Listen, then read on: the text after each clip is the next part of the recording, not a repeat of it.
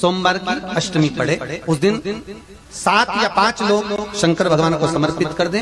किस जगह पर समर्पित करना है? जहां शंकर भगवान की बेटी अशोक सुंदरी का स्थान आपको बताया अपने कथा में, जहां पर शंकर भगवान की 6 लड़कियां हैं, उसमें सबसे छोटी लड़की अशोक सुंदरी का जहां स्थान है, उस जगह पर लोग समर्पित कर दें और उस लोग को उठा कर लिया।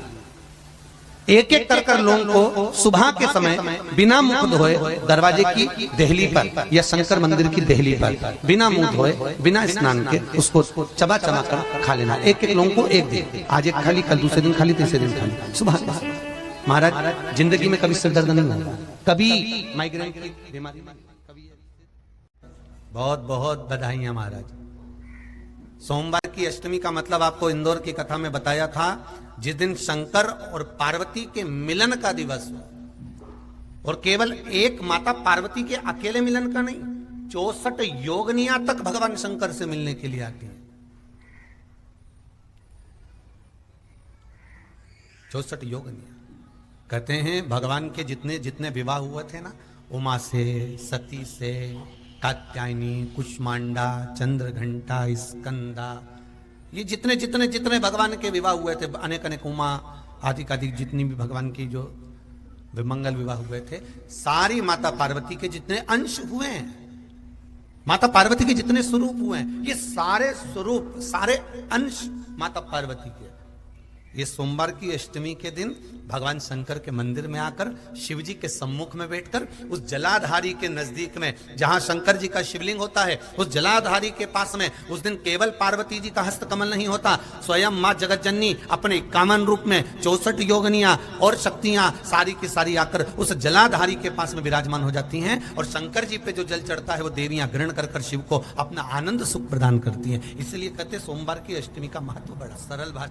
हमने पहले भी कथा में कहा है कि सोमवार की अष्टमी के दिन भूल से भी अगर एक बेलपत्र, एक श्वेत पुष्प शंकर भगवान को समर्पित हो जाता है तो यह मानकर चलें कि आपने कुछ मांगा भी नहीं तो भी शंकर भगवान देने के लिए आपके दरवाजे पर पहुंच जाए। भूलवश सोमवार की अष्टमी के दिन अगर भूलवश भी अगर हमारे हाथ से एक बेलपत्र, एक पुष्प शिव को समर्पित हो जाए तो समझ लो कि कहीं शंकर की उदारता, कहीं शिव की कृपा। सोमवार की अष्टमी के दिन 7 चुल्लू जल या तुम्हारे हाथ में जो लोटा होता है पानी का, उस जल को जब डालते हैं 7 बार धीरे धीरे धीरे धीरे उत्तर की ओर मुख कर कर, दक्षिण में बैठकर उत्तर की ओर मुख कर कर जब 7 बार जल दिया जाता है, दल चढ़ाया जाता है, 7 वृक्ष की पत्तियों को तोड़कर शिव जी को चढ़ाया जाता है। कितना भी कष्ट का समय चल रहा हो, वो कष्ट का समय कट ही जाता है और कुछ अच्छी खबर मिलती जरूर है, कुछ अच्छा मिलता जरूर है। कोई कोई बच्चे ऐसे रहते हैं जो जन्म लेने के बाद उनका शरीर का विकास नहीं होता, मुख में से राल टपकती रहती है, पलंग पर सोए रहते हैं, हिलते नहीं। उन बच्चों के लिए भी शिव पुराण में एक बड़ा सुंदर सा प्रसंग आता है। भगवान शंकर को जो बेल होता है, तो बेला का जो फल होता है, फल के अंदर का जो गुर्दा होता है, उस गुर्दे को सुखाकर उसको बाद में जलाकर उसकी भस्म अच्छी पीस कर तैयार करो। और जिस दिन सोमवार की अष्टमी हो तो उस दिन देवाधिदेव महादेव को अगर मंदिर में आप वो भस्म नहीं चढ़ा सकते तो घर में ही उस बाबा को थोड़ी सी चुटकी भरकर भस्म, वो जो बेले की भस्म बनाई है वो शिव को समर्पित कर दो। उसी भस्म को निकालकर उठाकर जो डब्बी में ज्यादा भस्म है उसी में उसको डाल लो।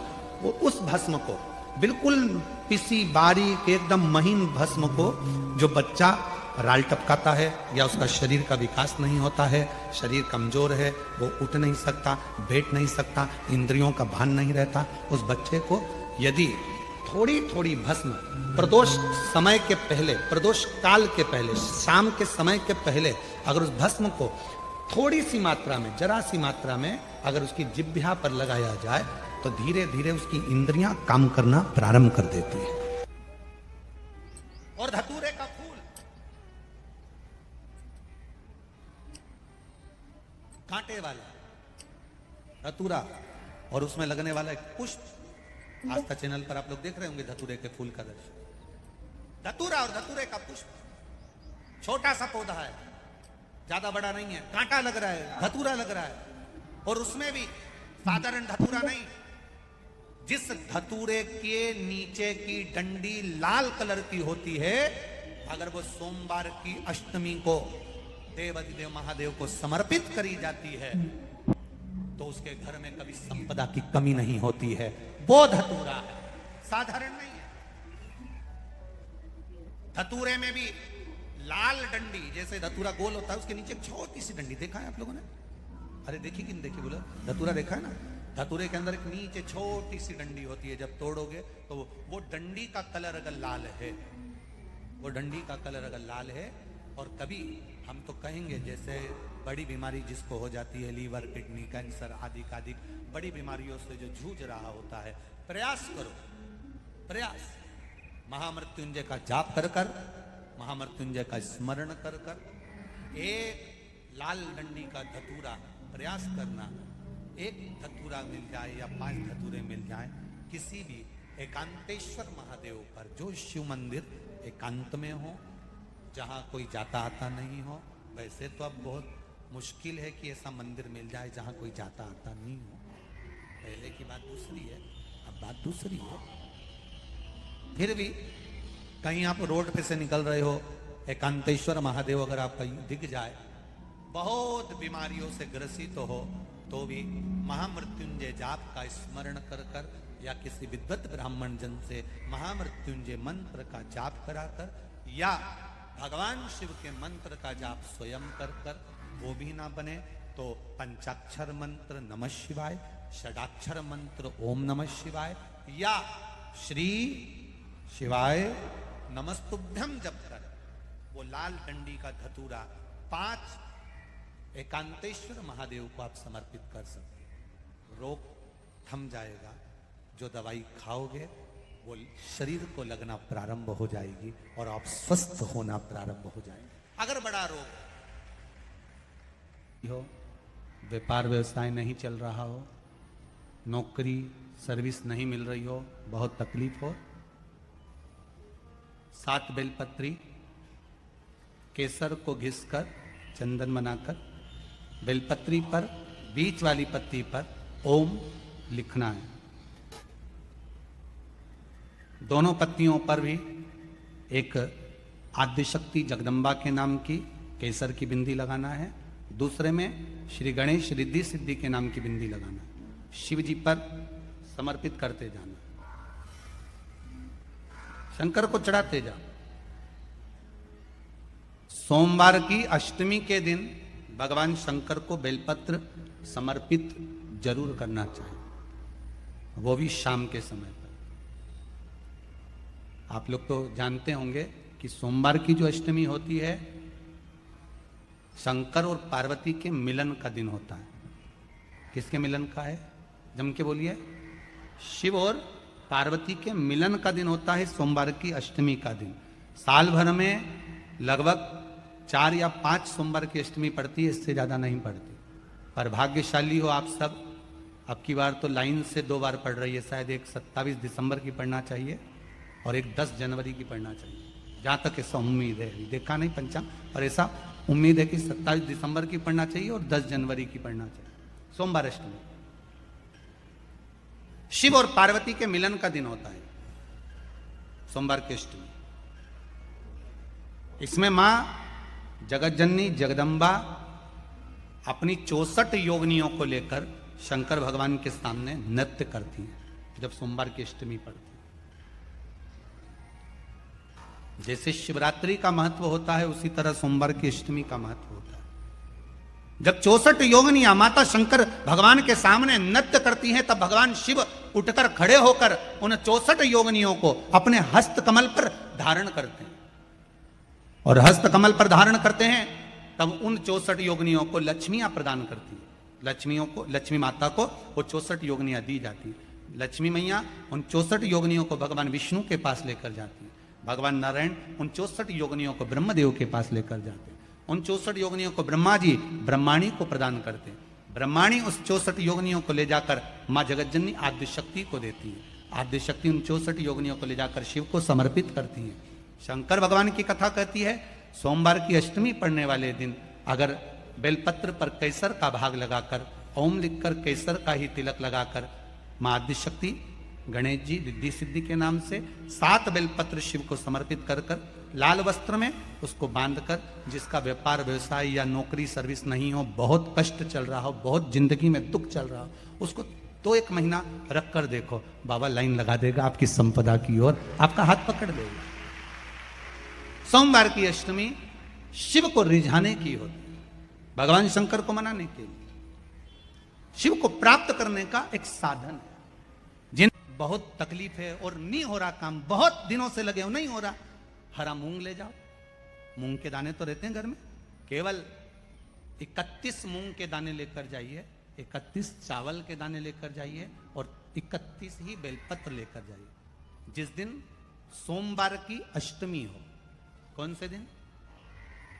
सोमवार की अष्टमी हो, उस दिन शंकर जी के मंदिर में जाओ, 3 चीज लेकर जाओ, मूंग के दाने, चावल, बेलपत्र। चावल जो 31 लेकर गए हो, अपनी कामना कर कर शंकर जी की देहली पर रख दो, चौखट पर कहीं पर भी एकांत में उसको रख दिया। मूंग के जो दाने लेकर गए हो 31, वो नंदी के पास में, जो नंदी का पांव ऊंचा रहता है उस पांव के पास रख दीजिए। और जो 31 बेलपत्र लेकर गए हो, वो 31 बेलपत्र अशोक सुंदरी वाली जो जगह है, आपको पहले बताया है कथा में, अशोक सुंदरी जी का स्थान,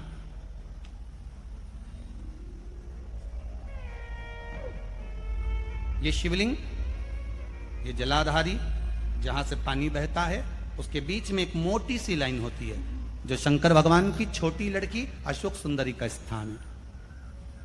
शिव जी के 13 बच्चे हैं, 13 बच्चे में सबसे छोटी लड़की अशोक सुंदरी यहीं पर विराजमान होती है, जहां से पानी नीचे गिरता है। प्रत्येक शिवलिंग के सामने एक मोटी सी लाइन होगी, उस मोटी सी जो लाइन है अशोक सुंदरी, वहां पर जो 31 बेलपत्र लेकर गए हो, अपनी कामना कर कर पीला चंदन, लाल चंदन लगाकर उस पर समर्पित करते जाओ। उसकी डंडी जहां से पानी बहता है उस ओर होना चाहिए। आप निवेदन कर कर देखो, एक सोमवार की अष्टमी पर कर कर देखना, दूसरी सोमवार की अष्टमी आएगी, अपने आप आपका काम हो गया होगा।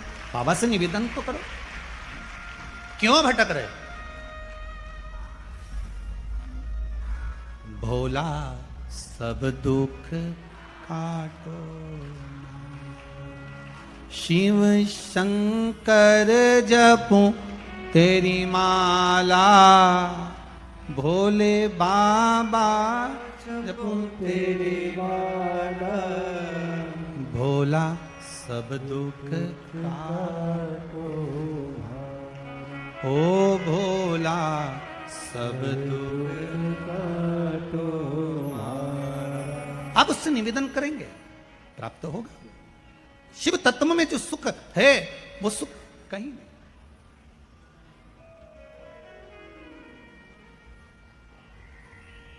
एक मात्र शिव मंदिर में झाड़ू लगा रही हैं अहिल्याबाई,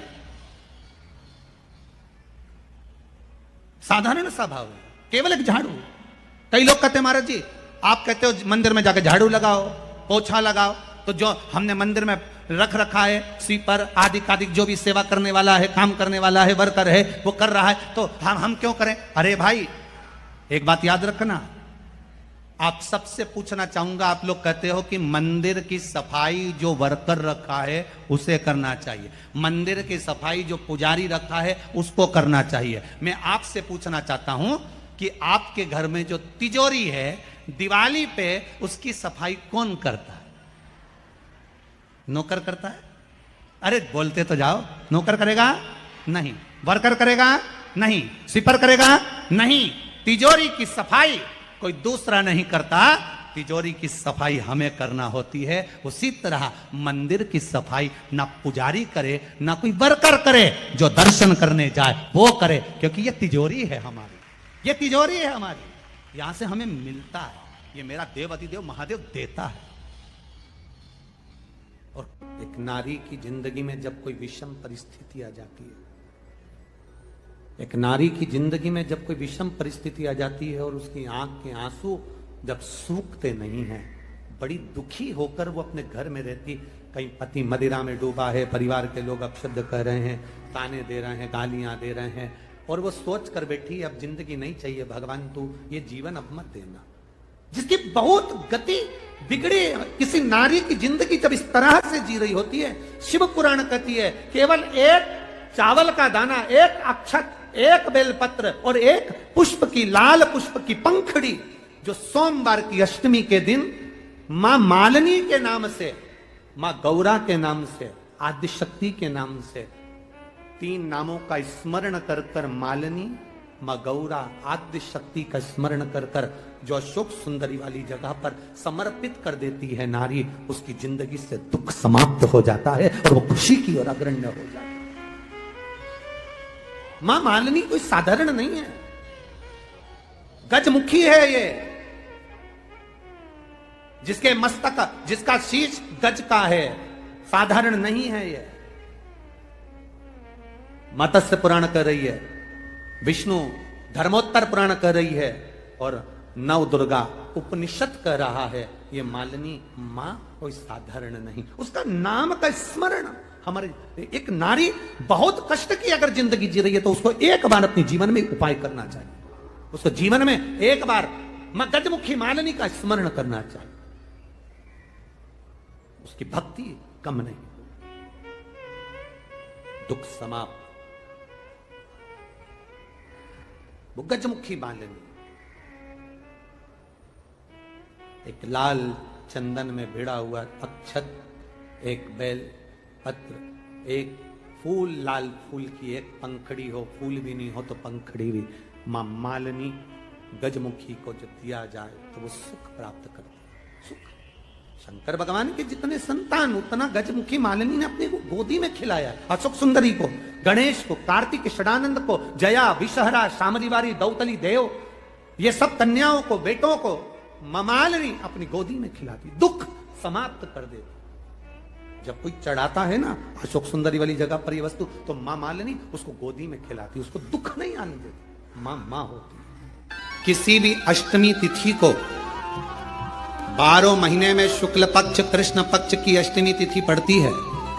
यदि किसी भी अष्टमी तिथि को अगर किसी ने नियम बनाया 5 अष्टमी का, 8 अष्टमी का, 7 अष्टमी का, एक कनेर का पुष्प शिवजी के शिवलिंग को समर्पित करना, अशोक सुंदरी के स्पर्श करना, और जो जलाधारी होती है, जैसे ये शिवलिंग है, ये जलाधारी है, तो पहले शिवलिंग पर स्पर्श, फिर अशोक सुंदरी का स्पर्श, फिर जलाधारी पर कनेर का पुष्प शिव जी की ओर मुख कर कर, अर्थात जैसे मानो ये कनेर का पुष्प है, तो ऐसा शिवलिंग का स्पर्श करते हुए जलाधारी पर जो समर्पित करता है, भगवान शंकर उसके मन की कामना को पूर्ण जरूर करते हैं। एक कनेर का पुष्प। हम तो कई बार आप लोगों को कथा में भी वर्णन करें, कभी मौका मिल जाए करें ना, तो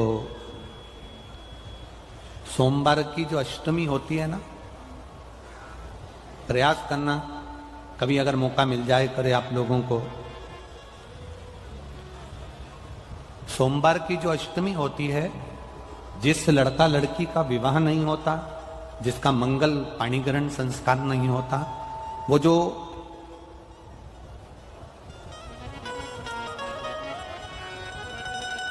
ये अशोक सुंदरी वाली जो जगह होती है, ये शिवलिंग है, यह जलाधारी है। यहां से जो चरण है, इसमें राइट में गणेश जी, लेफ्ट में कार्तिकेय जी, बीच में एक मोटी सी लाइन होती है जो अशोक सुंदरी का स्थान होती है। शिवलिंग के ऊपर जो जलाधारी बंदी होती है, वो जलाधारी में से जो बूंद बूंद पानी शिवजी पर गिरता है, वो शंकर भगवान की 5 बेटियां जया, विषहरा, शामलीबारी, दौतली और देव, ये ऊपर से एक एक बूंद पानी शिवलिंग पर गिरा रही होती। कभी मौका लगे और आपको लगे कि विवाह नहीं हो रहा है बच्चों का, तो उस समय पर ये 3 पत्ती की जो बेलपत्र लेते हैं, बीच की पत्ती में कंकु रोली या लाल चंदन, और 2 पत्ती में पीला चंदन, अक्षत का 1 दाना ऊपर वाली पत्ती में जिस पर आपने लाल चंदन लगाया है या रौली लगाई है, और 3-3 अक्षत के दाने इन दोनों पत्ती में।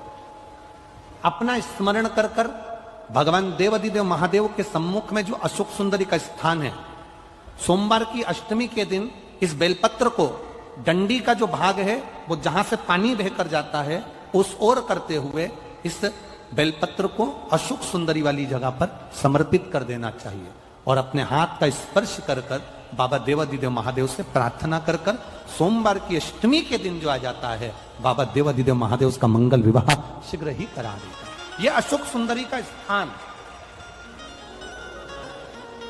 यह अशोक सुंदरी की जगह जो है ना, स्थान जो है, ये कोई साधारण नहीं।